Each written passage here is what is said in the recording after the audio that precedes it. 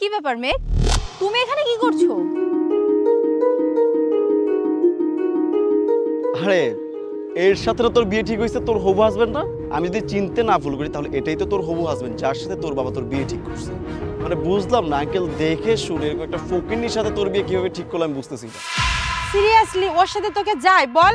ও কোথায় ময়লা পরিষ্কার করে আর তুই কোথায়? দেখ তো, আকাশ পাতাল তফাৎ। আর তুই যদি একে বিয়ে করিস আমরা কিভাবে তোর পরিচয় দেব?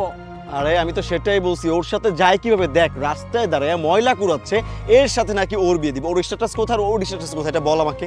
মানে কিভাবে বুঝলাম না কার সাথে কি? আর তুইও মানে বিয়েতে রাজি হলি কেমনে? আগে দেখিস নি ছেলে কি করে? হ্যাঁ, আমিও তো সেটাই ভাবতেছি। বাবা ওর মতো ফকিন্নির সাথে আমার বিয়ে ঠিক করেছে, যে কিনা নিজের মাকে নিয়ে রাস্তায় ময়লার কাজ করছে। এই লজ্জা করছে না আমাদেরকে এইভাবে ঠকাতে? আর কিভাবে পারলো এরকম ময়লার কাজ করতে? আর দেখতেছিস মা ছেলে মিলে রাস্তায় ময়লা কুড়াচ্ছে। আমার কি মনে হয় জানিস? আমার মনে হয় দুজনই মনে হয় সিটি কর্পোরেশনে জব করে। মাসিক বেতন আর কত হবে? 10 থেকে 12,000 টাকা। আর এই স্যালারি নিয়ে তোর মতো একটা মেয়েকে বিয়ে করতে গেছে, মানে সাহস কত বড়! আমি চিন্তা করে অবাক হই। আচ্ছা সোনিয়া, তুমি কি ধরেই নিয়েছো যে আমি সিটি কর্পোরেশনের সামান্য ময়লা সাফ করি, সামান্য কাজ করি? হ্যাঁ, ধরেই তো নিয়েছি। আমরা তো নিজের চোখে দেখেছি তুই তোর মাকে নিয়ে এখানে ময়লার ছাপ করার কাজ করতেছিস।